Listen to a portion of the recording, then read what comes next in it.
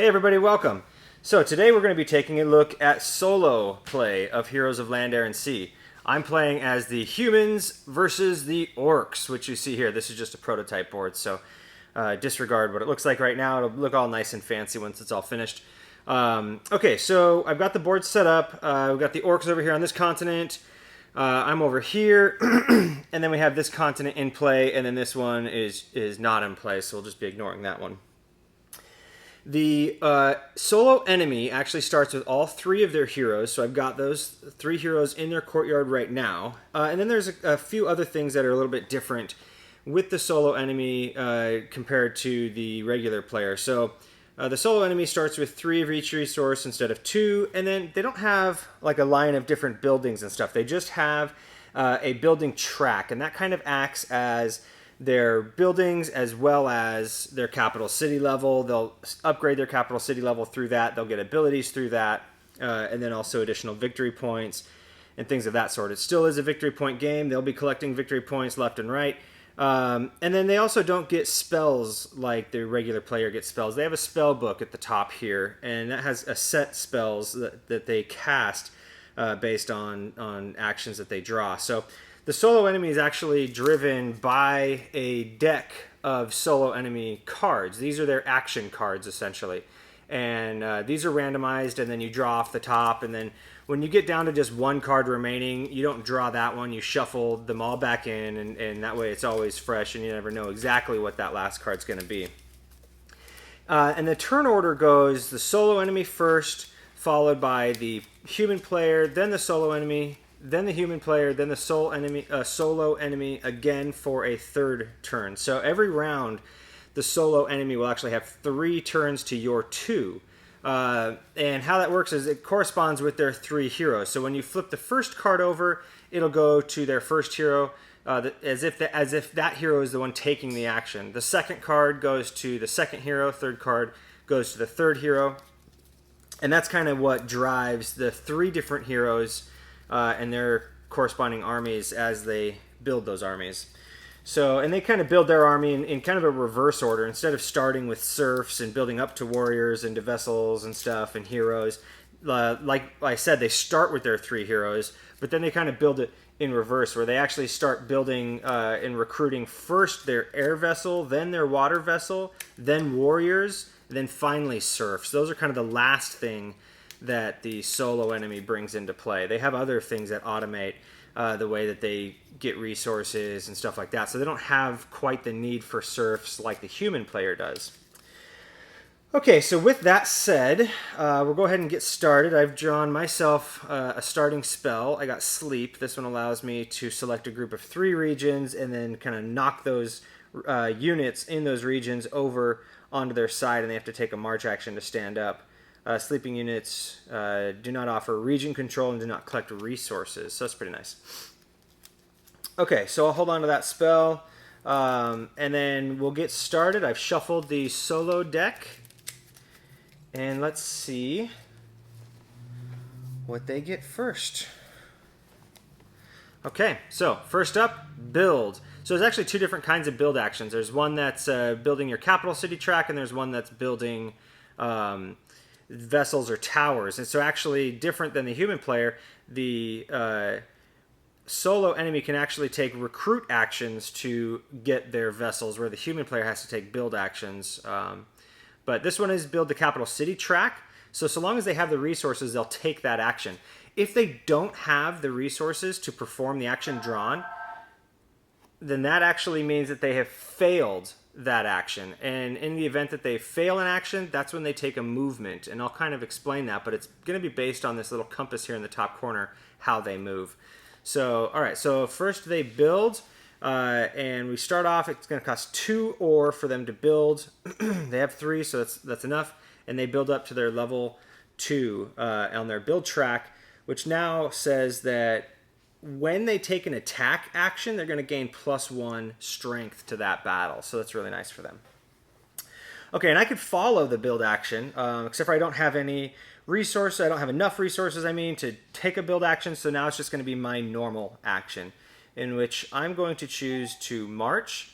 And I'm going to march out a warrior and a serf. And I'm going to march them, let's see, I'm going to march out to this plains region here. Flip that over, and I found myself a mana. Okay. And they're up, so their second action is build again, but this one is the build with the emphasis on trying to build a tower, an air vessel, or a water vessel. So in this event, they'll actually build, let's see, if they'll first try to build their air vessel, which is going to take 2 food, 2 mana.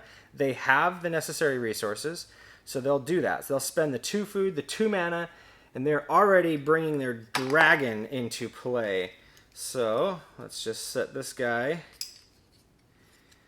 in their capital city region, which is the same as their courtyard. It's always the same, whether it's in the region or in the courtyard. It's considered the same place. I still can't follow the build because I still don't have enough ore. So it's my action again, in which I'm going to... I'm just going to take a second march, and I'm just going to actually move my serf out to the mountains here. Yeah, I'll do that. And flip over. Oh, and I found entanglement. So now that means that land units have to pay a food to move out of that region. It may be helpful being right outside my capital city to prevent any of my solo opponent's land units from moving into my city, but we'll see how that pans out. Okay, so their third action, and they got recruit. So this one here, they're going to, again, they're going to attempt to recruit their vessels first, because that's something that they're able to do that the human player can't do. So they're going to recruit first their water vessel, but that costs 2 food, 2 ore, which they don't have enough resources for. So then we'll look to see if they can recruit a warrior, in which they need 2 food and they only have 1. So they can't recruit the warrior, so they'll spend the 1 food and they'll go ahead and just recruit a serf. And this is going to be placed in the region where that hero who took the action is at. And in this case, the heroes are all still in the capital city, so this serf will just be placed in the capital city, in the courtyard. Okay, and then I don't have any serfs to follow that recruit, so that's the end of the round. So we'll go ahead and reset our actions here, and then we collect resources like normal. So for me, that's going to be 2 ore and 2 food. And for the solo opponent, they don't have anybody out yet, so they're not going to be collecting any resources. And then, let's see, so I get a new spell to consider. And again, the solo enemy never gets spells. Okay, so I drew Shield this time. I prefer this over the Sleep that I drew last time. So I'm going to hold on to Shield. That's the new spell that I got. That'll help in case they jump me or something. I can try to stay, on the defensive there. All right, so we're up now for their first action, in which they have Research. So Research is unique in the way that for the solo enemy, that actually means cast, but it's called Research because the player can follow it and take a regular research action. But this is going to tell us that the solo enemy wants to cast a spell. And they look to whatever the spell is that they have the resources to cast. They'll always try to cast the highest spell that they can. They only have 1 mana, and their lowest spell actually costs 2 mana, which means this action fails. So when you have a failed action, you take a movement with the solo enemy. And it's going to be the hero that took the action, in this case the chieftain.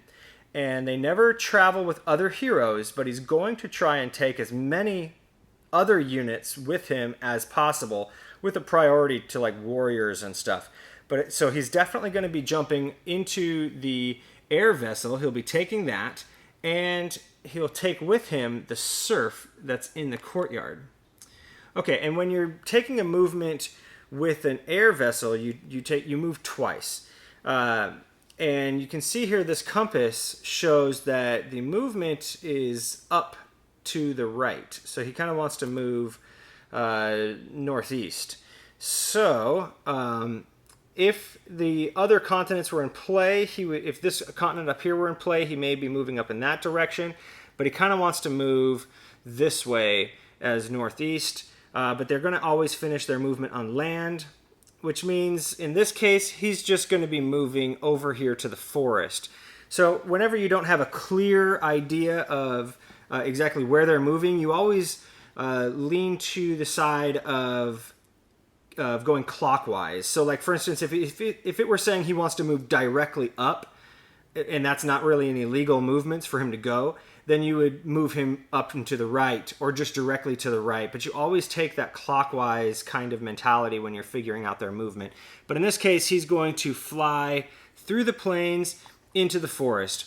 Okay, so here's something also that's a little bit different for the movement of the solo enemy. When they move through a region with a exploration token, they collect it.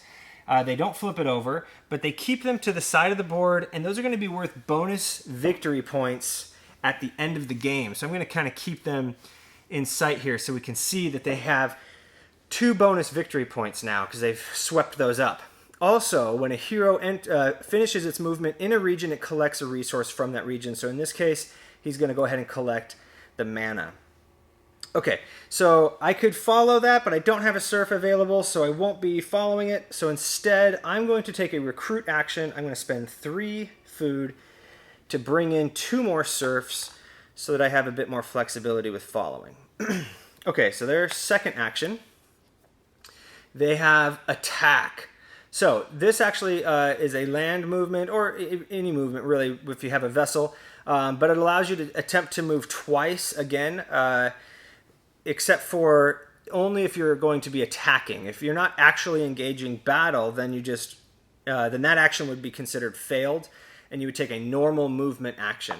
Now, whereas there's no more vessels at the courtyard, and this one was taken by the shaman is going to be traveling now by himself, and he's going to be traveling north. That's the direction that's indicated on this attack card, because the attack fails because they're just not anywhere near my armies. So they're just going to be taking a normal movement action. And he'll leave the Berserker behind because they don't travel with any other heroes. So he'll just travel to this plains region. They'll just move the 1 movement. And then, so he entered the plains, so he gains a food. Okay. Attack is not something the human player can follow. So I won't be following that. So now it's my action. And I'm going to, I think I'm going to build now. I'm going to go ahead and select build, and I'm going to build my air spire. And for that, I'll pay 3 ore. And there's that. So then their next action is recruit. So they're going to attempt to recruit again. They'll first look to see if they can recruit the water vessel, since they have the air vessel, in which 2 food and 2 ore they don't have. All they have is 1 food, so they can't recruit a warrior either. So they're going to recruit another serf, and this serf is going to join the Berserker, who's in the courtyard. So that's where the serf will be placed. If that card were played for like the shaman or the chieftain, then that serf would be placed in their region, not in the courtyard. Okay, and I can actually follow that recruit, except for I had already recruited this turn, so I can't follow. So that's the end of the round. So we'll go ahead and reset their actions, reset my actions. We'll collect resources. They're going to be getting 1 food for controlling the plains with the shaman, and 2 mana for controlling the forest and having a serf in the forest. And then I get 2 ore for my control and 2 food. So 2 ore and 2 food is what I'm getting. And then I will get a new spell to consider. I got Mind Control. This allows me to move 1 enemy unit, 1 region, which is actually pretty nice. If I'm like intending to stage an attack, I can kind of move one of their biggies out of an army or something so that I can attack it alone, or so that I can attack an army without the biggie there. But I'm going to just... you know, that's tough, because giving up the shield is pretty tough, but I don't think they're going to be coming in and attacking me right away. So I'm going to go ahead and do that. I'm going to just keep mind control with the intent of maybe scribing it to my spell book and just having it permanently. I think it can come in handy later in the game when I've built up an army. Okay, so let's start off. Their first action is attack. So this is the chieftain. So he's actually going to attempt to attack me by moving 2 spaces south. But I don't have any armies south on his continent, which means he fails the action. So he'll take his normal movement action, and that will be south. And again, with an air vessel, he still moves twice. If it were just land, they just move once. But so he'll move twice, which means he'll move south through the desert and then into this swamp.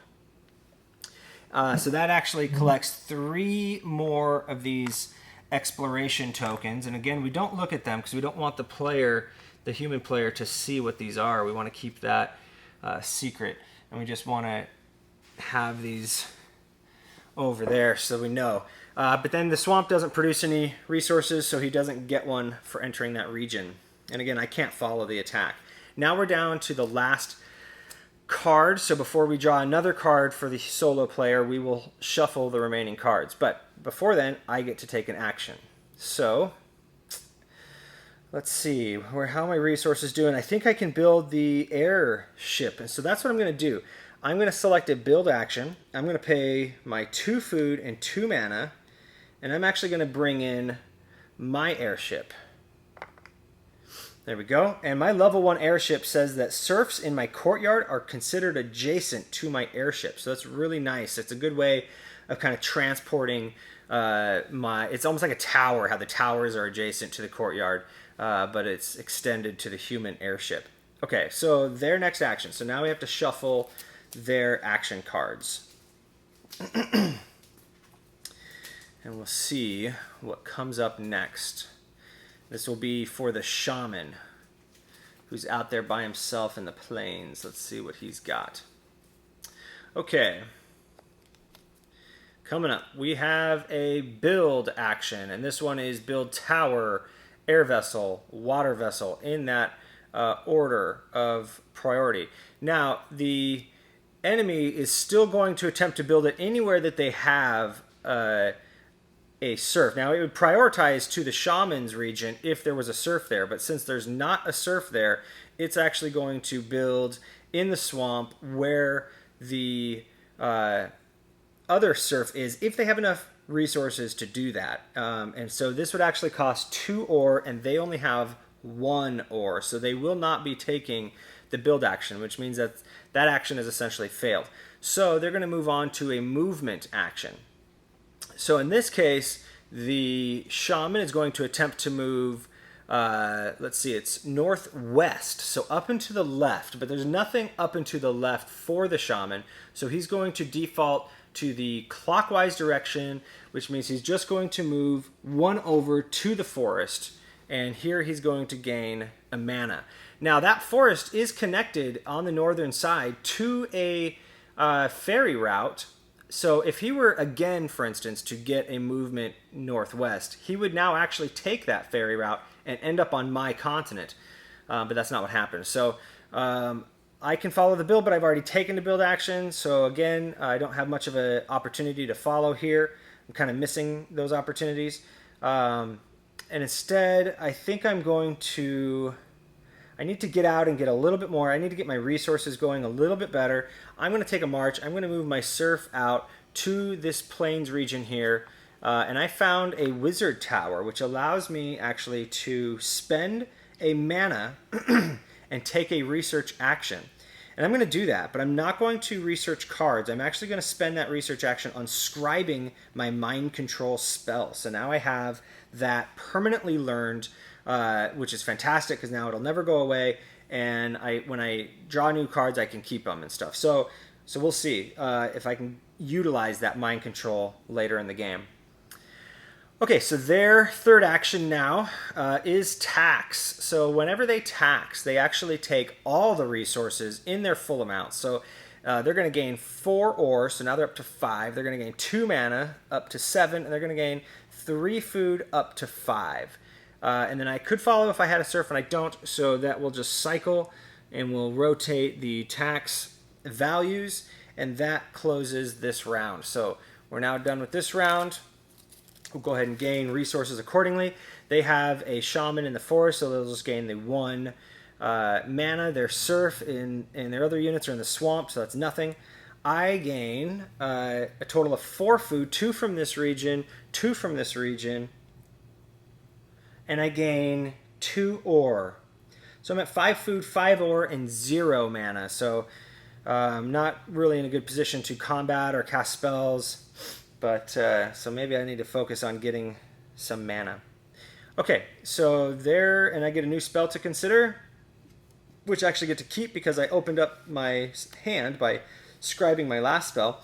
This time I got Summon, which is fantastic. This one allows me to actually take a peon from my supply and place it in any region. It costs 2 mana, so it's not as efficient as hiring a peon directly, but I'm able to do it with a cast action instead of a recruit, which is nice.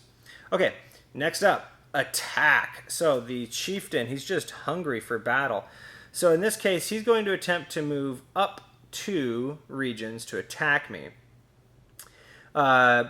Which up 2 would actually put him in the water, and they never end in the water. So he's going to then try and see if it makes sense for him to go clockwise, which it does. And I have an army within 2 regions if he first moves up and then clockwise. So that's what he's going to do. So he's going to move up and then clockwise, because we always want to try and succeed with his ability. So he would count the water region as traveling, but there's a ferry route. And they only move 2, so actually if there were not a ferry route, he wouldn't be doing this. He would just have moved up and ended his movement in that mountain region. But because there's a ferry route, he is close enough to engage combat with my army, so that's what he's doing. This exploration token is put off to the side because he gathered that one. He entered a plains region, so he'll be gaining a food, so we'll give that to him right off the bat. Okay, so yeah, so you're always trying to do your best to make sure that the original action works before calling it a fail and moving to a normal movement action. And so that's why you try to look for how it's going to work. And in this case, it wanted him to move north, which is that mountain region, and then you look clockwise, and it immediately connected to an army of mine. Now I wish I had that defend spell, but of course I don't have any mana anyway, so I guess it wouldn't have made a difference. But he's coming in with a total strength of 2 for the airship, or the dragon, 4 for the chieftain, and 1 for the serf, so he's got 7. But he also gets +1 because he's attacking. That's a level 2 ability from his build track. So he's got 8, and I just have 3. So I don't even really have the ability to put up much of a fight here. How the fight works is I would still play a regular tactic card, and then for the solo enemy, they actually draw the top card from the solo enemy deck, and at the bottom of it, and I'll just use this one that I've already drawn, it shows you an attack value, and this one says 3, for instance, and then it also has a reference to a tactic card. So on attack it says conscripts, on defend it says barricade. That does not actually change their attack value unless you played a card in which that tactic card particularly counters. So that's kind of where that comes in. But they would play off the top of the deck, whatever that attack value is, they would add it to their army's value. And the deck, there's 8 cards in the deck, so the deck spans in attack values from 1 to 8. And you can look at your old cards and see what they've played already. So I can see that they've played a 7, an 8, a 2, and a 3, which means it could be a 1, it could be a 4, a 5, or a 6. And I'm not sure which of those are. Either way, there's no way in the world I'm going to be able to stop them from beating my army. So I think I'm just going to fight or possibly even retreat. So I want to preserve that warrior, so I'm going to select retreat, which costs 2 food to perform, and I could potentially lose 2 victory points, but I don't have any victory points, so right now retreating is not such a bad option. Speaking of victory points, they do get 1 victory point since they initiated that battle. Okay, so retreat. Let's see. Now we'll play their card and we'll see what they got. Oh, it's a 1. So that's like the best possible card for me for them to draw. But I still wouldn't have beat them. But they played first strike. That's what it says right here in the attack. So it reacts with my retreat as if they played first strike. And that says that actually no VP is lost if you're attacked with a first strike attack. So if I had VP, I wouldn't have lost it. So retreat was definitely the right thing to do either way. This warrior and this serf are now heading back to my courtyard. Okay, now it's my action. So I was able to preserve my units, but now it's looking really scary considering they have a powerhouse on my continent, which makes me feel like I really need to get a powerhouse of my own. So I'm going to select builds, and I'm going to spend this serf at my cathedral. I'm going to spend 3 ore, and I'm going to build that cathedral and hopefully get a paladin in place soon. Okay, their next action. They're attempting to recruit. So, recruit in the shaman's region, and they have enough now to recruit and actually get the water vessel, which is what they're interested in since they have their air vessel. And the water vessel costs 2 ore and 2 food, and they bring it in, and it's going to be placed into the region where the hero is that the action corresponds to. So they're bringing their water vessel in, and it's going to go where that shaman's at. Okay, and I could follow the recruit, but I don't have a serf available, so I won't. So it's my action now. I'm going to be getting less food this turn, but I have enough food still to get my paladin next turn, even if I spend some food now. So I'm actually going to recruit again. I'm going to spend 2... Shoot, I don't know, because I kind of want more serfs. But if I spend 3 food, I won't have enough to get my paladin because he takes 3 food, and next turn I'm only going to be getting 2. That's a tough call. So, I could tax, and I actually need a lot of food right now if I tax. That's pretty handy, but it may be too little too late for me to do much. But I'm still going to do it. I'm going to go ahead and take a tax action, and I'm going to take the 4 food. So that puts me up to 7 food, and now it's their action. And they draw recruit again. So now the berserker is going to attempt to recruit. They have their vessels. So now next they look for the warrior. They have enough food, so they'll spend 2 food, and they're going to recruit a warrior into the courtyard with the berserker. Okay, and I can't follow the recruit because I don't have a serf available, which would have been so helpful right now, but I'm kind of caught flat-footed. So that ends the round. So we'll go ahead and reset the actions, reset up here at the action bar, and we'll gather resources. So they're going to gain 2 food for their serf and dragon combo sitting in the plains, and they're going to gain 1 mana for that shaman up there in the forest. And then I'm going to gain 2 food from this region and 2 ore from that region. All right, and then I'm going to get a new spell to consider. I drew Recall, which allows me to retreat units back to my capital city. I don't want that. I really like my summon. They're down to 1 card left, so we're just going to shuffle the deck for them. And then they will start the next round. And I'm hoping, considering it's the chieftain, I'm really hoping they don't get an attack right off the bat. That would put them right next door to my capital city, and that's just way too close for comfort. I would hate to be demolished by their army this early in the game. Okay, so their first action is recruit. Maybe this is even worse. So the chieftain is attempting to recruit. They have their vessels, so they're going to spend 2 food since they have it, and the chieftain is actually going to recruit a warrior in his region. So that region just got stronger. I can't follow because I don't have a serf again, so again I'm very unfortunate for me to not have serfs. I'm going to recruit. I'm going to pay 3 food. I'm done not having serfs. I'm going to bring 2 more serfs into my courtyard so that I can continue following. Okay, they're up.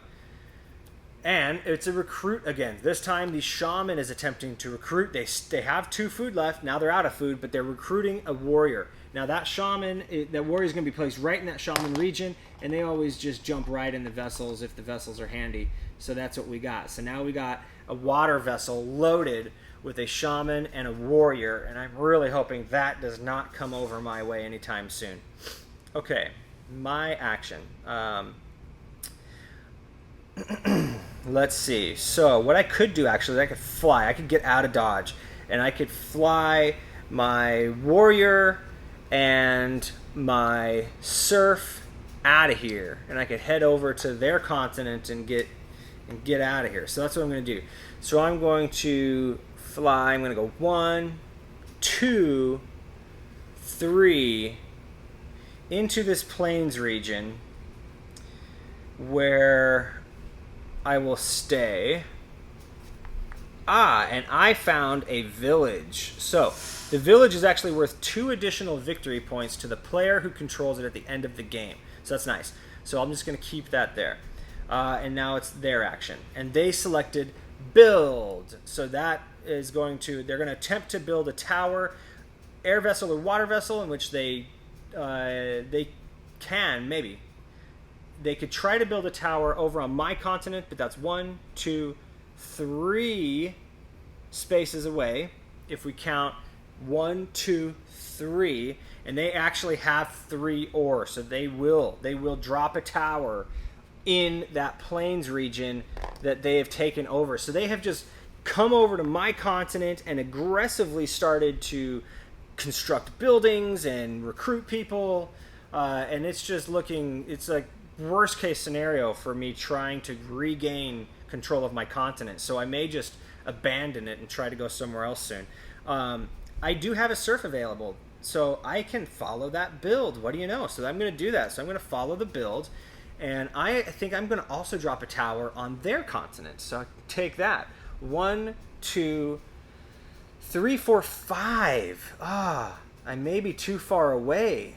That would be really tragic. Let's see. I can maybe go this way. 1, 2, 3, 4, 5. And I only have 4 ore. 1, 2, 3, 4, 5. Any way I count it, I'm 5 spaces away, which means I don't have enough to build a tower on their continent. So that's fine. I will change and I will build a tower on my own continent, and I'm going to build it here in this plains. So I'm going to just drop a tower right here. And that's going to cost 2 ore, so that's not as bad. Okay, so now when you drop a tower, one really cool thing is it's kind of got this fog of war effect. And actually, it's for them too. So when they dropped a tower, they're going to flip over the neighboring exploration tokens. And so will I now that I dropped my tower. So this reveals the exploration tokens in the adjacent regions on that continent. It doesn't cross over to ferry routes or anything like that. But this shows us now kind of what's going on. So it kind of, as you erect that tower, your vision improves and you can see a lot more of what's going on. So, and I can see that there's a really good opportunity to pick up a wandering warrior over in the northern forest, or even some food and mana right to the east of my castle. So that's cool. So it kind of gives me some good information there. And that ends the round. So when you drop a tower, you're not getting a victory point before too. So if you're familiar with that, that's not currently in this build. So, but instead you're flipping over those exploration tokens. We went with a little bit more information. So that ends the round. So we'll go ahead and reset our actions again and collect our resources. So I'm actually getting a substantial amount of food now. I'm going to be getting 1, 2, 3, 4, 5, 6 food. I have 6, so that just maxes me out. And I'm going to pick up 2 ore. For them, they're going to be getting 1 mana, and they're going to get also a substantial amount of food. They're going to get a total of 4 food from their region on my continent. 1's coming from region control, 1 from their surf, and 2 from their tower. Okay, so that's that. I will collect a new spell, and it's Scry, which allows me to select exploration tokens and peek at them, but I'm not going to do that. I'm going to keep my summon, and hopefully one day I can actually cast that, but I just need to get some mana. So they're up. Their first action is going to be research, and they're going to take that action with the chieftain, which means he's going to cast their most powerful spell because they have enough resources to do it. They have 10 mana, so they're going to cast 4 mana, and they're going to attempt to nuke a hero, except for I don't have a hero in play. But they still cast that spell because it's still worth victory points for them, and they collect 3 victory points just to separate themselves from me a little bit on the victory point track. Now, I could follow that action and take a research action, but I'm not going to. So instead, it's my action. I'm going to recruit, and now I will recruit my big bad paladin, which is going to cost me 3 food, 2 ore, and I am bringing Lailathar, Lord of the Realm, into my courtyard, and hopefully I'm going to scare away their big army. This is maybe where mind control, I'm going to start getting into a position where maybe I can use that mind control and do something good with it. Okay, so their next action is build. So this one here is a capital city track build. So, but they don't have the ore that they need to build, so they won't be doing that. So how this works now is it's a failed action. It's for the shaman, which means the shaman's going to attempt to move, and the shaman is going to attempt to move on the boat that he's on the water vessel. And the water vessel, how that works is it moves out. It always tries to redock somewhere. It never wants to just sit out in the water. And so when it moves, it's going to... This one wants it to move southwest, which is kind of like back into the continent. But if we kind of change that and go a little bit to the clockwise direction, then we're just kind of moving west, and that could be a thing. And then we're going to try to get back to... So here's how this is going to work. So he's going to move out into the water of the region that he's in, which actually can be this one here because that region connects to both water regions. So he'll move there.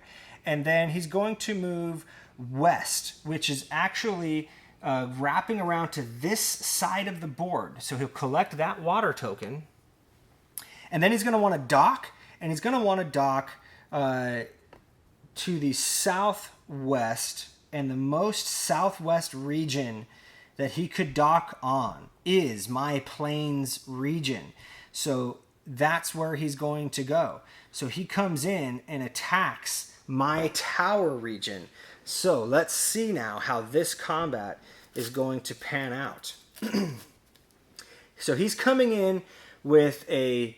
he's going to get a victory point for starting that battle. And he's coming in with 3 strength from the shaman, 3 strength from the water vessel, so 6. And then the warrior is worth 2. So that's a total of 8. Now, they do get a +1 if they're using the attack action. Now, this wasn't an attack action. This was a build action that failed and turned into a movement action that resulted in an attack. So he's just coming in with 8 war power. I have a tower, which is 3, and I have a serf, so I'm at 4. And I could conscript and bring in my paladin, which is 4, and maybe another serf. And that, but then they get to add their card, and if they get something really good, they'd still end up beating me. And their attack value of 1 is already played, and the attack value of 4 is played, 5 is played, 6, 7 is played, which means it would either be 2, 3, or 8. And I just don't... I could conscript in quite a bit, though. I could conscript in 2 serfs and a paladin, which would bring me 6 more strength. But the paladin... Let's see if he's got any special ability. He doesn't. Not yet, because I'm not level 2 in my capital cities. So it would be 6 strength that I could bring into my battle, and I've got 4, which means I could get up to 10, and he's at 8. 2, 3, or 9, or no, 8. 2, 3, or 8 is what he would play, which means there's a 33% chance that I would actually defend successfully. What do I do? That's a bit risky, because if I don't defend, successfully. I just end up losing extra units by bringing them over. But, man, all right. It's a risky call, but I think I'm going to try it. I'm going to conscript in my armies, and I'm going to pay 3 food to bring in my serf from the mountains here, because you can conscript from anywhere on the continent, and my courtyard. So now I've got 3 serfs in here, and I'm bringing in Leilithar, my paladin. So there we go. So I now have a war strength of 10 in this region versus his 8. He draws off the top of the deck. Let's see what it is. I'm letting you see before I see. I'm going to try to use the camera. It's 2! That's fantastic. So that means that their war strength is 10, mine is 10. 10 goes to the defender. Their attack value is siege, or their attack type is siege, and conscript actually gets +1 against siege, which means I actually am bringing in an 11 attack power now, so I win handedly, and I've defended this region. Any other card I would have lost. So I won. I got that 33%.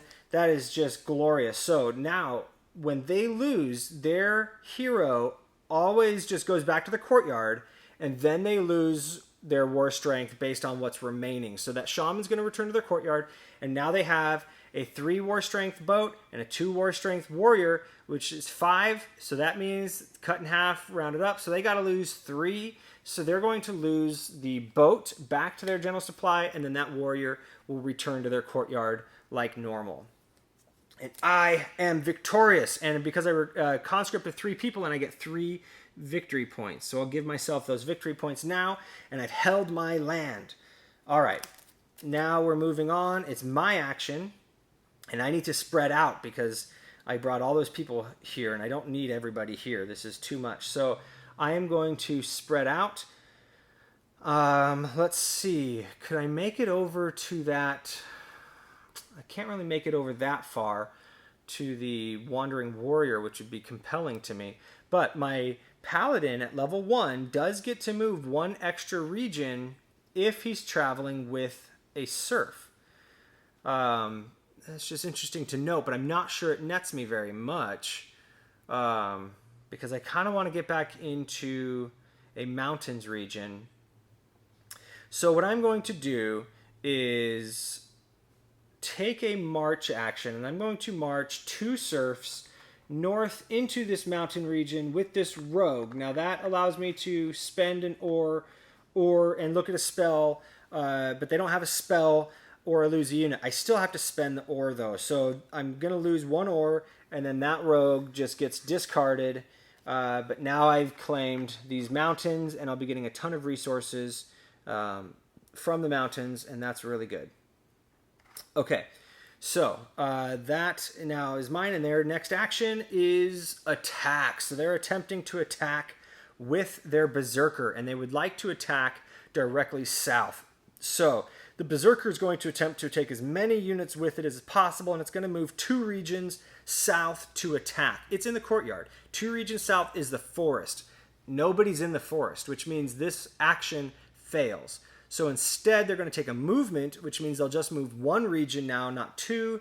But they're still going to move south and still going to take as many units with it as possible. So the Berserker with 2 warriors and a serf are moving south into this mountains region where they'll collect another bonus victory point at the end of the game. So, and they'll collect an ore for having moved into that mountains region. All right, that's the end of the round because I can't follow. So that's that. They're down to 1 card left, so I'll just go ahead and shuffle their cards right now, and we'll do resource collection. I'm going to gain, let's see, 1, 2, 3, 4 food from this plains here, and 2 food from that plain. So I max out on my food, and I'm going to gain 3 ore from the mountains to the north of my tower. And they're going to gain 2 ore for the mountains that they control, and they're going to gain 4 food from the plains they control. Okay, and that's the end of the round. I will draw a new spell. Oh, you know, one thing I didn't do back when I taxed and took that 4 food is I didn't rotate it, so I'm rotating it right now. And I got grow. So this allows me to select one region, immediately collect double the resources I would normally collect from it. That's pretty handy, but I'm still going to refuse it and try to just summon if I can just get some mana. So I think I'm going to be taxing because I just need to get mana, and for whatever reason, I've not been able to find a good reason to get in or into a good forest region yet. So, okay, so we've got their deck shuffled. Let's go. Let's see what they got. Tax. So they're going to be taxing right off the bat. So that's going to give them 4 mana. They max out. It's going to give them 2 food. They max out. And it's going to give them 3 ore. So they get up to 6 ore. And then that rotates. Oh, and it puts the mana all the way down to the bottom. That's the worst possible thing. I thought I was going to tax and get 4 mana. And they totally just took that from me. So that's really frustrating. Dang. Okay, so I don't need any more food. I'll tell you that much. So I am going to, let's see. Maybe I get out of dodge again. Maybe I go and fly. Shoot, man. I have an idea. I'm going to... Well, maybe I just march. I just march my 1 surf from this plains region into this forest nearby.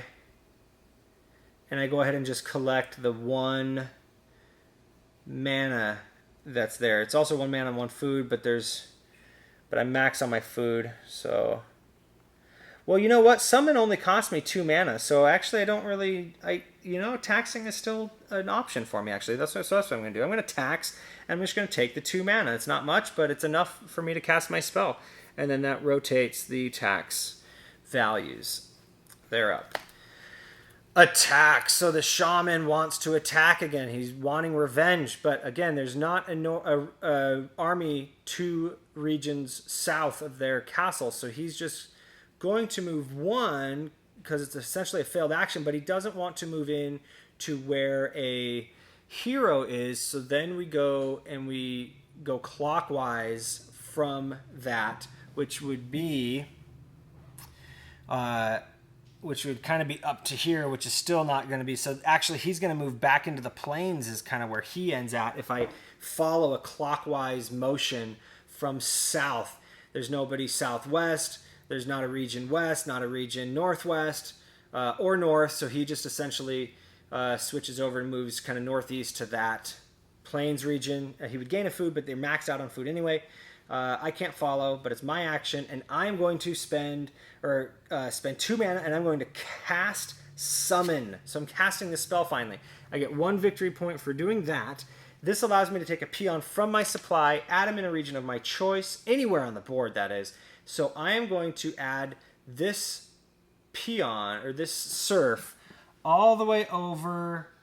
I'm a little bit nervous about getting too close to that dragon being able to fly north. So I'm going to go really far, and I'm going to go all the way up here to this forest and flip over a farm. So this allows me to pay 1 food and bring another serf into that region. So that's fantastic. So there we go. So that's really good.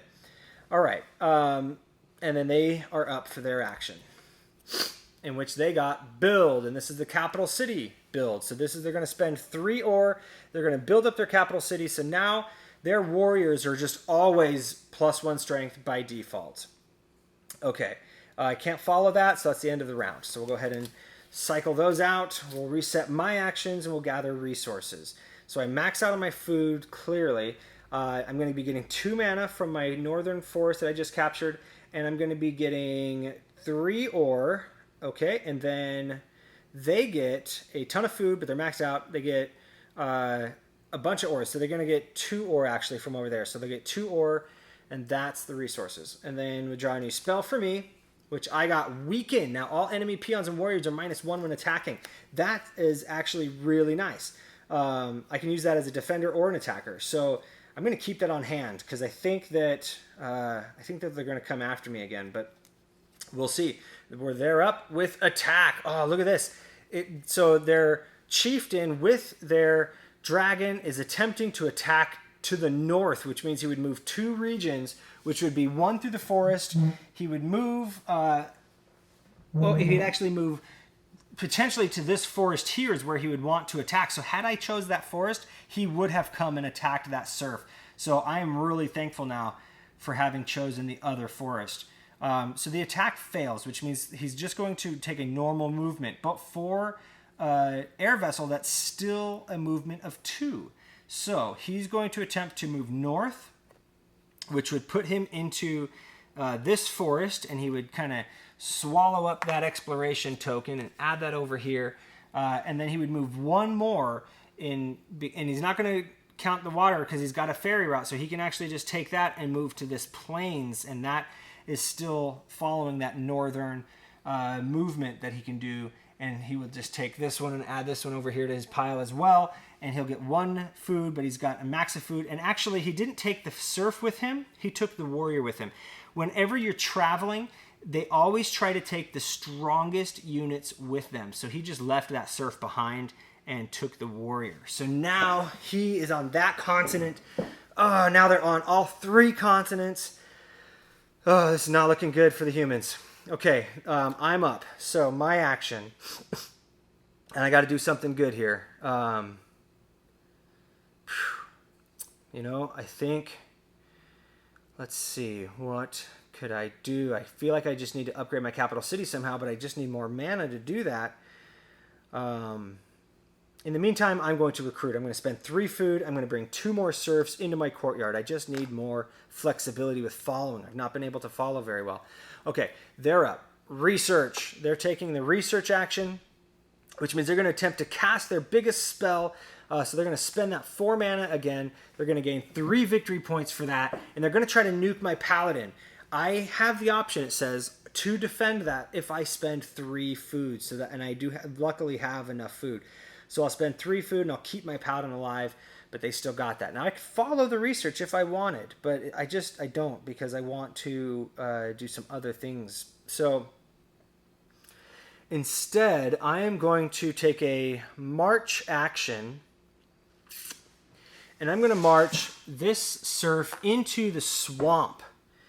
And we're going to flip these over and see what I got. Ooh, a food and a mana. That's a great start. And the next one, ooh, a food and an ore. So that serf really brought in some sweet resources from that swamp. I'm going to muster march again, and I'm going to march now. I'm going to march that serf. You know what? I'm going to go 1, 2, follow that ferry route back up to my own continent in this forest and gain another mana and a food. So there we go. That was pretty sweet. So now I've got a couple of forests. I've got 4 mana, 7 food, 8, or if they select, and I have an available serf, if they select build right now, I could actually follow and build my level 2 capital city. Please be a build. Please be a build. It's recruit. Okay, so they're recruiting. The Berserker is attempting to add even more units to her region. Remember, they don't have the sea vessel anymore, so that's what they're going to try to recruit. So they're going to pay 2 food, 2 ore, and they're going to bring in the sea vessel to her region. Oh, man. Okay, so now that region's got 5 units, so that actually maxes out the unit capacity of that region. Oh, that's going to be nasty if they come after me. Okay, so I can't... I've already recruited, so I can't follow that, so that's the end of the round. So we'll go ahead and go like that, and then we'll gain our resources. I max out on my ore. I max out on my food. I get 1, 2, 3, 4 mana. I am doing really well in resources now. I feel really good about this. And for them, they're going to get 2 ore, 1 food, and 2 food. So they 3 food. So they max out on their food. Okay, so they got theirs. I will look at a new spell. Ooh, I got Golem, which is immediately perform 2 build actions. That may be, you know what? Considering how much ore I have, I think that's better than my current weaken spell. So I'm going to do that. So I'm going to discard weaken. I'm going to keep Golem, reset my stuff, and now their action, and they take build with their chieftain. So they're going to attempt to build a tower or water vessel or air vessels. And they've got their vessels. They're only still a level 1 capital city, though, which means that they're not actually able to build a second tower, even though they have a serf out there that could do it.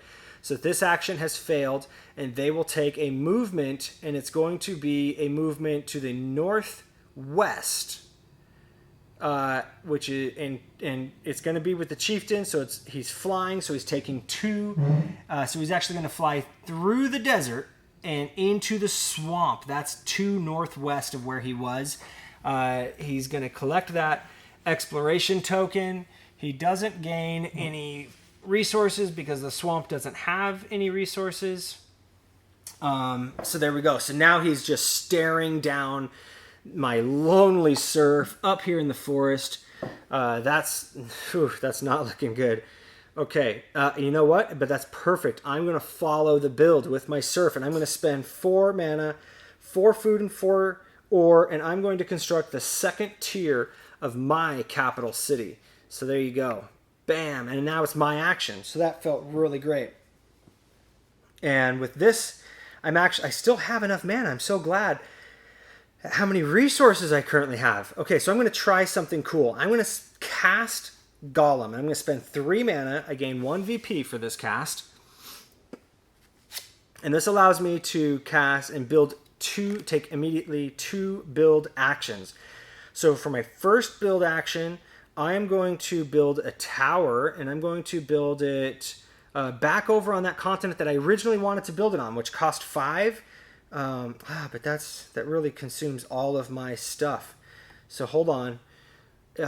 I could try to build it in the region, in that forest region to the north of me. Do I think that brute is going to come and attack me again, though?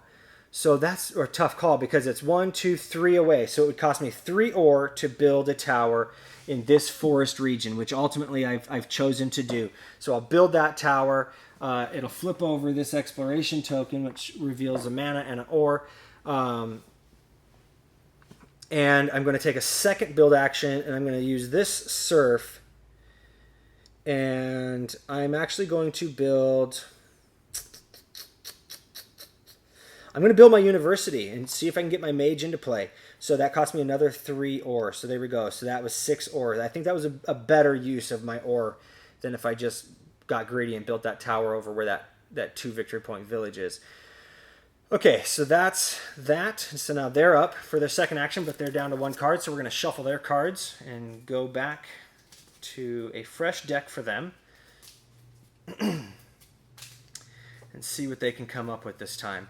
They have so many bonus victory points over there. I don't know how I'm going to close the gap on all those bonus victory points. I'm going to have to start being aggressive or something and really... You know what? They have left that serf and that tower all by itself. I feel like maybe there's an opportunity for me to fly over there and take that tower and take back control of my continent. I think that's my plan.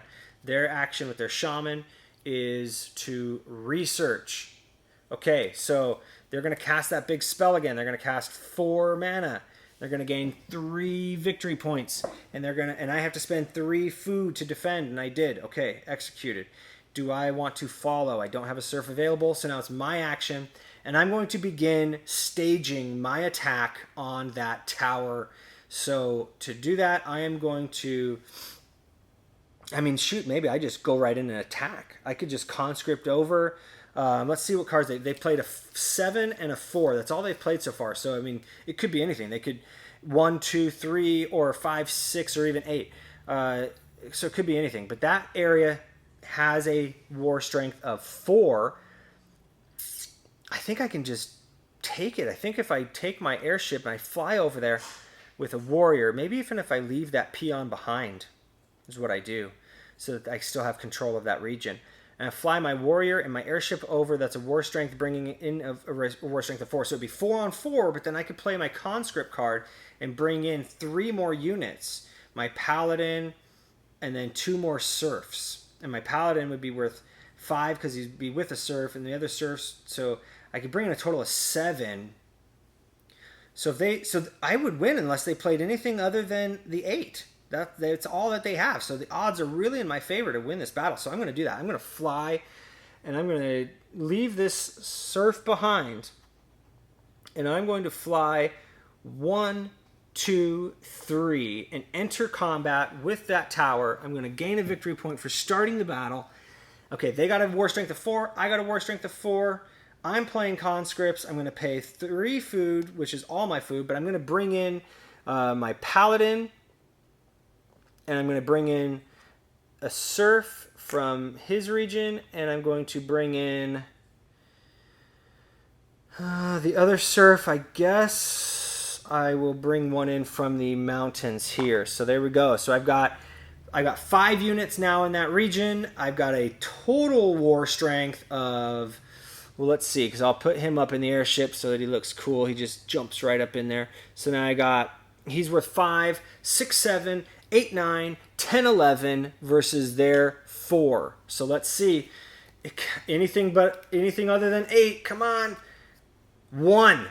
They drew the 1. So they lost that battle handedly. They played first strike. Let's see if first strike gives any additional.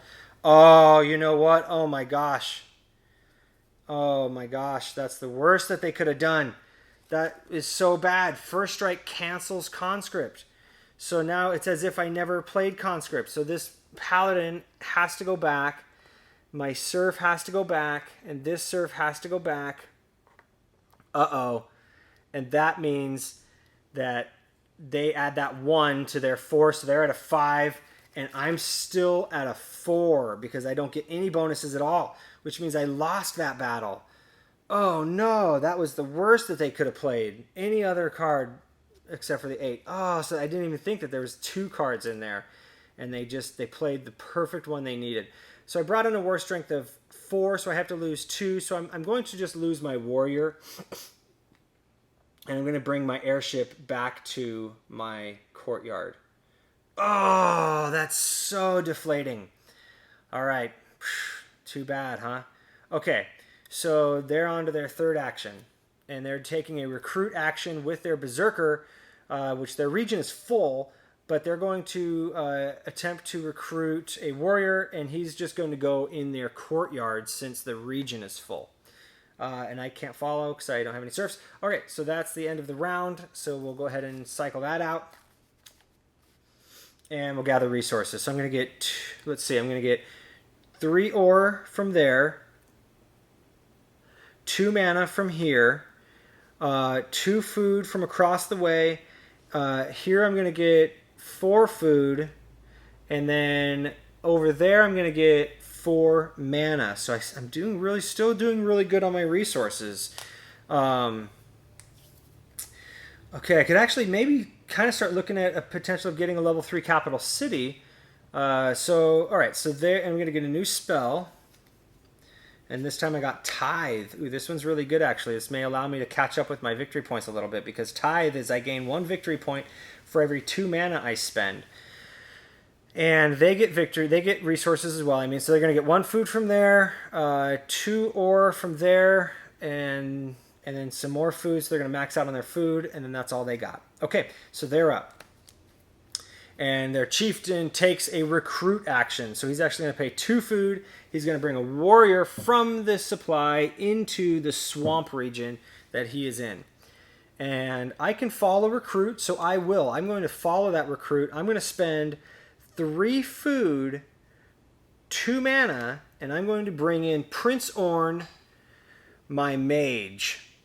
Sweet.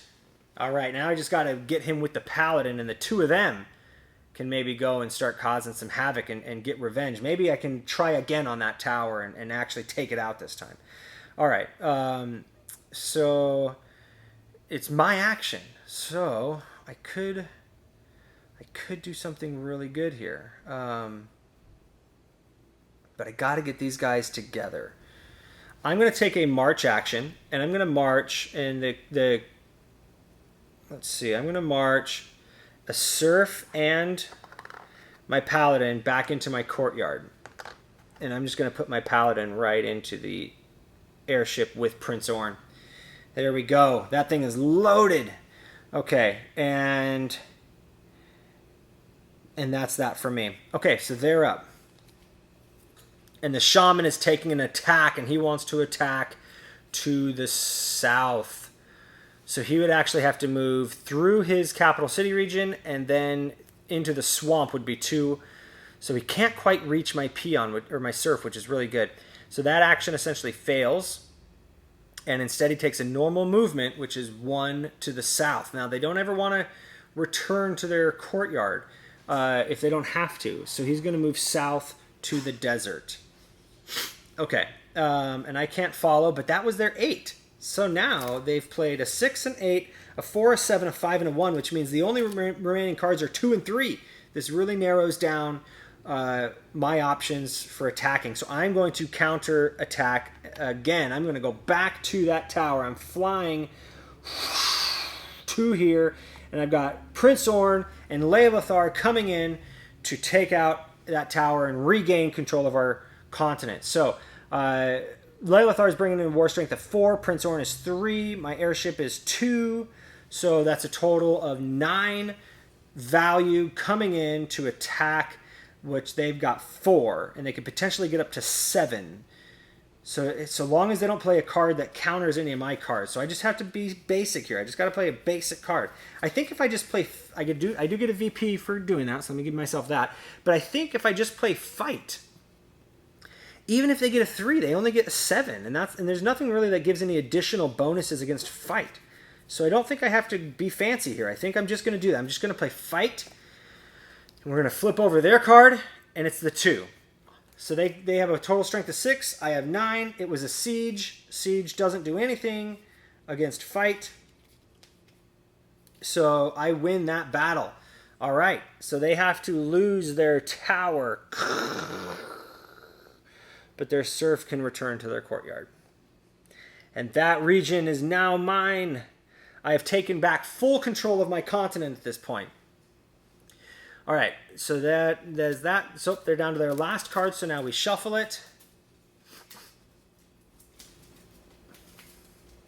I'm feeling really good about having taken back control of my continent.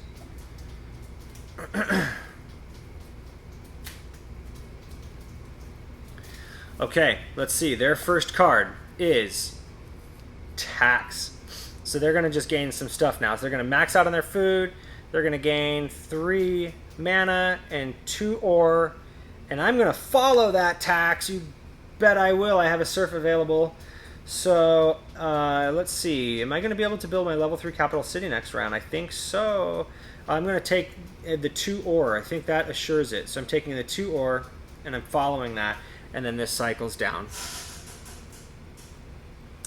Okay, and then that ends the round. So we'll go ahead and pull these out. We'll reset here. We'll gather our resources. They're going to max out on their ore.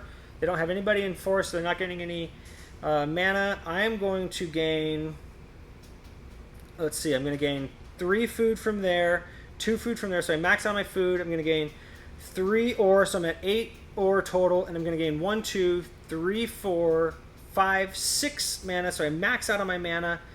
That's perfect. Okay. So now I need a build action. Let me take a look at the new spell. I got Conjure. This allows me to take a warrior from my supply and place him in any region. But you know, I'm not going to do that. I'm going to hold on to Tithe because I really think I can utilize Tithe to get some extra victory points here. Okay, so I'm going to, now we flip over their first card. Their chieftain is building. And this is a tower attempt to build a tower, air vessel, or water vessel. They still have not got their level 2 capital city, so they're not going to build. So that build is a fail.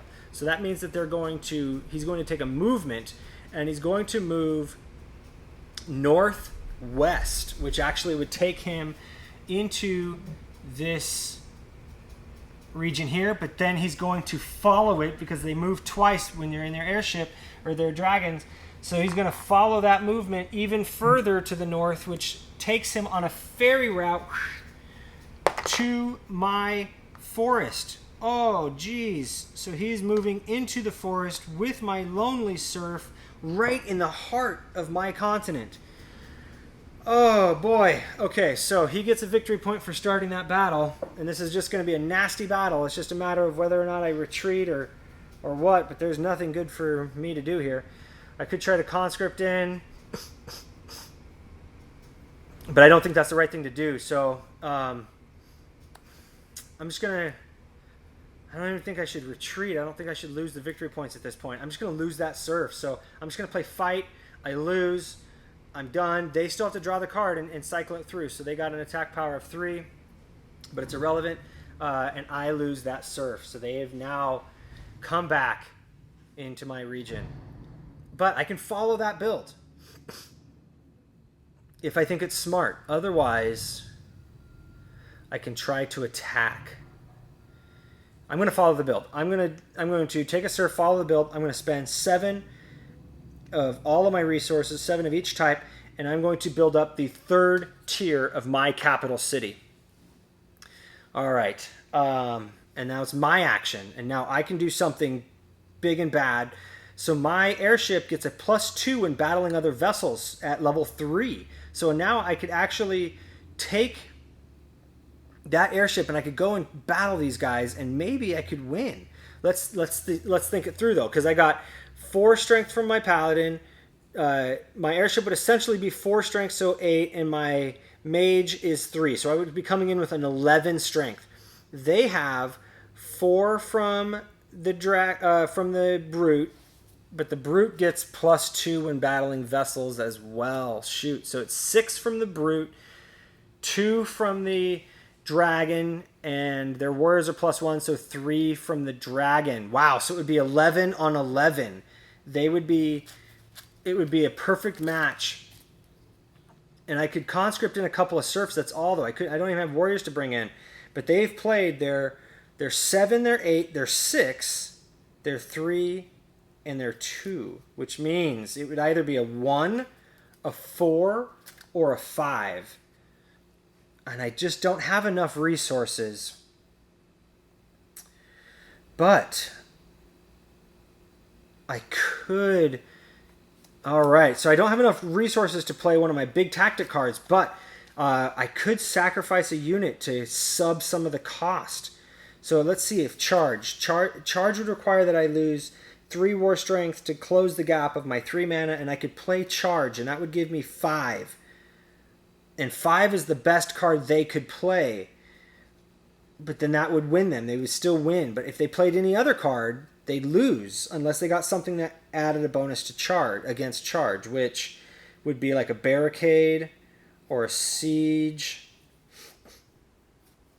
So it's hard to say, but it's probably somewhere around, like, it's over 50% though that I think I could win, but it would come at the sacrifice of units. And I just don't think I'm ready to do that, so I'm not going to engage this battle. I'm just not there yet, but I will soon. I am instead going to recruit. I'm going to spend 2 food, and I'm going to bring in a warrior and start getting ready for another big battle. They're up. So their shaman is going to research. Uh-oh. Because he spends that 4 mana, gains the 3 VP. And I don't have food now because I just recruited, so I have to lose a hero. Oh, man. I'll lose my mage. That's not good. That sets me back quite a bit. Okay. I could follow that research. I'm not going to. Well... I do have a level 3 capital city now, so I can actually hold on to more spells. I'm going to do that. I'm going to follow that research. I'm going to draw 3 cards, because I can hold on to 2 of these. So I got halt spell, teleport, magic missile. I'm going to definitely hold on to magic missile. And then I'm going to hold on to halt spell. That maybe would be useful in case they try to nuke one of my heroes again. Okay. And then it's my action, in which I lost some region control. Man. Okay, so I am going to... I need to get resources. I need to get more resources back. I'm going to be getting 3 ore, 4 mana. So I'm going to tax. I'm going to take tax, and I'm going to gain the ore. I'm going to take 3 ore, so I'm up to 4 ore now. Okay, and then that's the last for me. So their last action now, they build. They build their capital city track. So now they're going to spend 4 ore, and now they are a level 2 capital city. So they have just built up their capital city. So there we go. Boom. So now all of their serfs are even +1 strength. And they're getting more victory points from having that. Oh, not good. I don't know how I'm going to close this victory point gap. Okay, that's the end of the round because I've already built. So that's going to cycle those out. We'll go ahead and refresh and gather resources. They're going to gain 2 ore and they're going to gain 1 mana from over here. And I don't think I gave him the mana when he entered, so I'm going to give that to him now. And that's all their resource collection. I'm going to gain 2 food, 1, but my airship gains 2 in the region it's in, so that actually is 2 food plus 3 food, so 5 food. Plus I have my tower here for another 3 food, so 9 food. And then I'm going to gain 3 ore and 4 mana. All right, so I'm looking good in resources considering I have a level 3 capital city. That's really good for me. Okay, so they've got 1 card left. We'll shuffle their cards. I get to look at a new spell. It's Halt Spell. I already have a Halt Spell, so I'm just going to discard that one. And here we go. All right, guys, it's getting close. It's getting really close. And I think if I play smart, there's some things I can do to try and close this game and maybe even win it. I think I'm close. Okay, let's see. Their first action is with their chieftain. Let's pray he doesn't try to attack me. And he is attacking. Of course he's attacking. So he's going to move south 2 regions to attack, which there is not. So then he will still move south and then clockwise, which would actually put him... So if he moves south 1, that would put him here, and then he would go here for his second one, actually. So he actually is kind of flying away from me, which is really good. Get him out of there. Okay, and then he gains an ore for entering that region. And he's left my continent. Maybe I scared him away. That was also an 8 attack value. That's good to note because now that's been played out of this set of cards. Okay, so I can't follow that, but what I can do is... Oh, I didn't... I got to cycle these because I took that 3 ore and I didn't cycle my tax value, so now they've been cycled. I could just cast and try to gain some VP. That may be a good idea. I could research maybe. I can build. That's what I'm going to do. I'm going to build and I'm going to spend the 5 ore. I finally have it. And I'm going to drop a tower in this region across the way that I've been trying to build all game. It flips over these tokens. Ooh, I found some good stuff over there. So now there's actually not very many tokens left. So we're getting pretty close to reaching the exploration endgame trigger. Okay, and then it's their action. And they're taking a build as well. And this is the tower, air vessel, or water vessel attempt for build. In which they can do, so they're, because they're level 2 capital city now, well, and they don't have that tower anymore anyway, so they're going to spend 1 ore, and they're actually going to drop a tower in this big region. We're going to put some of these people in the boat where they should be. She would be traveling with a warrior, so we'll put her with a warrior, and they're going to drop a tower in the mountain region just next to their capital city. Okay, so I can't follow because I already did it. So it's my action. So I am going to, I want to go and take out that hero in the desert. I think I could take him out with my paladin, but I would kind of like to get my mage back. So that's what I'm going to do. I'm going to recruit, and I'm going to, I dropped my 3rd tower, by the way, so I've triggered the end of the game. But I'm going to recruit, and I'm going to spend 2 mana, 3 food, and I'm going to bring Prince Orn back, and he is at my capital city. So there we go. And now it's their final action, in which they're taking a recruit action with the Berserker. They've got their vessels. They'll spend 2. They'll bring in... Oh, they don't have any warriors, so they'll just spend 1. They'll bring a serf. Their region is full, though, so they'll bring a serf into the courtyard. Okay, so now that's the end of the round. So, and then we're on to our final round. This is now going to be the last round of the game, and I need to do something big. If I don't do something big, I'm going to lose. But I think I'm close. Okay, so let's gather our resources. They're going to max out on their ore. And that's all they're getting right now. And then I'm going to get 1, 2, 3, 7 food. So I max out on my food. I get tons of food. I get 4 mana, so I get 9 mana total. And I get 3 ore, so I'm at 5 ore total. So I've still got a good amount of resources going into this final round of the game. All right, and I get to look at a new spell in which I got Rift. I don't want Rift, so here we go. They're up first with a build of their capital city. They're going to spend 5 ore and bolster their capital city, giving him even more victory points to wrap up the game. That's possibly the worst thing they could have done for me. Now they gain a victory point for every war, plus 1 victory point for every war entered. So now they're getting even more victory points when they enter battle. Okay, so I could follow that build. Is there something I could do? Yeah, I mean, I get a victory point. I don't know if it's the best thing to do, though, because it would consume both of my serfs. I'm not going to do that because I've got to stage an attack. I'm going to take a march, and I'm going to march Prince Orn into the airship across the way. Actually, I'm going to march through the swamp and into there so I kind of avoid that entanglement.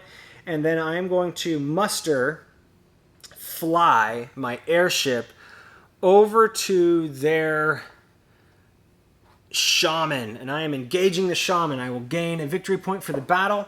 Their shaman has a war strength of 3. I have a war strength of 2 plus 4 plus 3, so 9. So they would have to draw a 6. They've drawn a 1, a 6, a 7, and an 8. So they're really, they can't even do that. But I want to try to get more points out of this. So I'm going to play a big old card. I'm going to play a big baddie. I'm going to do something like Siege and spend 4 ore and gain 2 more victory points.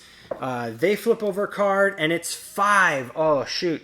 So that puts them at a total strength of 8. He played Siege as well. So that's no additional bonuses. So they have 8. I still beat 8, so I beat them, and I win this battle.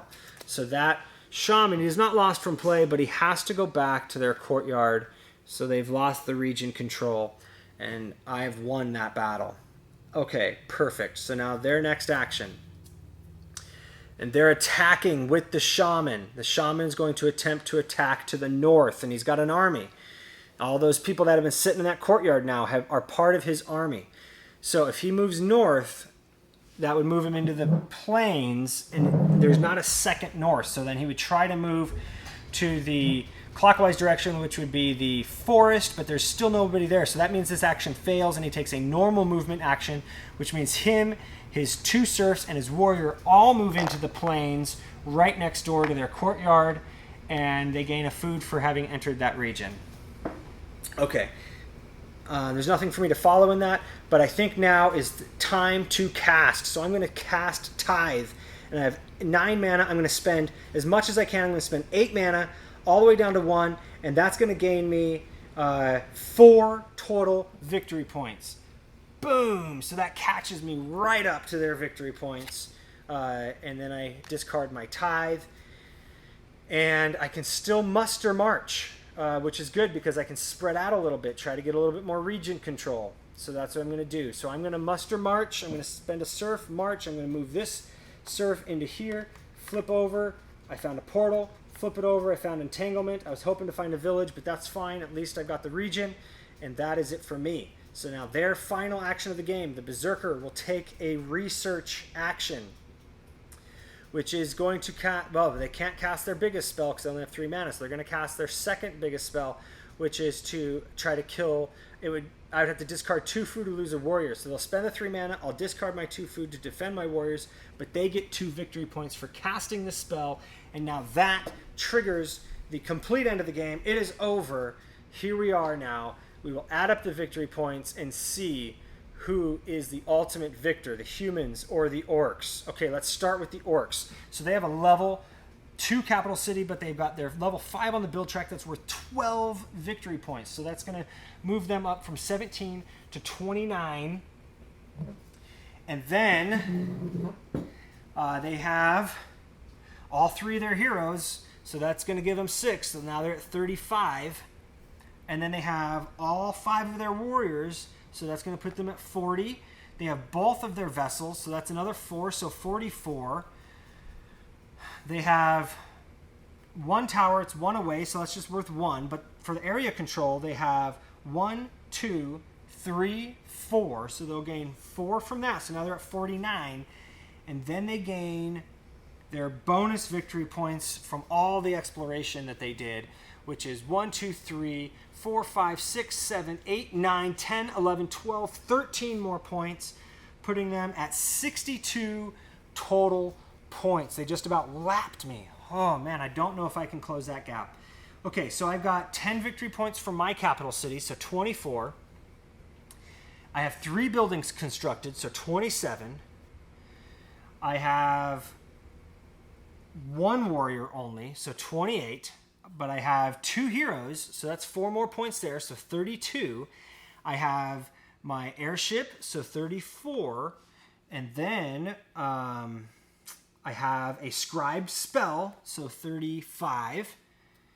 And now for my towers, this one was worth 2. This one was worth 3. This one was worth 5. And then for my region control, I have 1, 2, 3, 4, 5, 6, putting me at 51. And then I have that village putting me at 53. I don't know if I have any other points coming in. I've gone through my checklist. That's all of them. That's it. So there we go. So the Orcs reign supreme. 62 to 53. They beat me by 9 points. Better luck next time, humans. I don't know, man.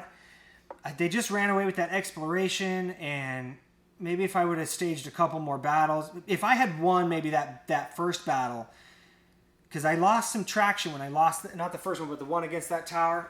All right. Well, there you go. That's solo play, and I'm signing off. Thanks for watching. We'll see you again next time.